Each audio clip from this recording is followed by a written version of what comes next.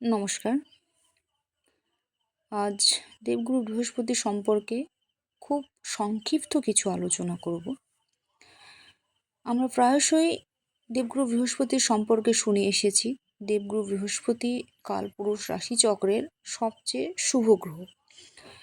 জন্মছকে দেবগুরু বৃহস্পতি যেভাবেই অবস্থান করুন না কেন, তিনি কিন্তু সবসময় শুভ ফলই প্রদান করেন, প্রথমত। আর দ্বিতীয়ত, দেবগুরু বৃহস্পতি যে সমস্ত বিষয়গুলোকে আমাদের নির্দেশ করে, আমরা সকলেই জানি দেবগুরু বৃহস্পতি আমাদের জ্ঞানের কারক গ্রহ, দেবগুরু বৃহস্পতি আমাদের সন্তানের কারক গ্রহ। জবের ক্ষেত্রে দেবগুরু বৃহস্পতি আমাদের যে চাহিদাগুলো রয়েছে সেই চাহিদাগুলোকে পরিপূর্ণ করেন।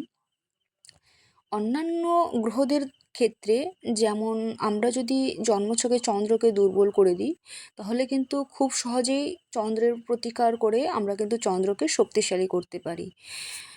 দেবগুরু বৃহস্পতি যেমন শুভ গ্রহ, তিনি যেমন অতি সহজেই যেমন অশুভ ফল প্রদান করেন না, তবে দেবগুরু বৃহস্পতি যদি একবার অশুভ হয়ে যান, কোনো ব্যক্তি যদি ক্ষমতাধর বা পাওয়ারফুল মানুষও হয়ে থাকেন, তাহলে কিন্তু উনি ডাউন টু আর্থে নেমে আসতে পারেন। দেবগুরু বৃহস্পতি অশুভ প্রভাবটা এমনই আমাদের জীবনে প্রভাব ফেলবে আর কি। দ্বিতীয় কথা, যেমন বুধ, জন্মছকে বুধ গ্রহ যদি আমাদের অশুভ প্রভাব দেন, সেক্ষেত্রে বুধের প্রতিকার করেও কিন্তু আমরা বুধকে শুভ করে নিতে পারি।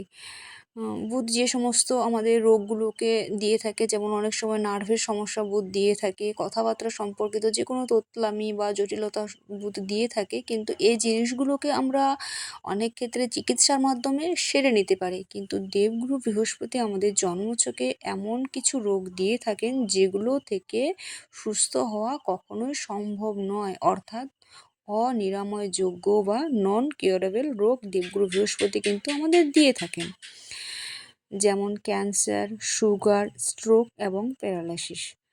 আশা করি বোঝাতে পারলাম। সকলে ভালো থাকুন, সুস্থ থাকুন এবং মনের বশে নয়, মনকে নিজের বশে রাখুন।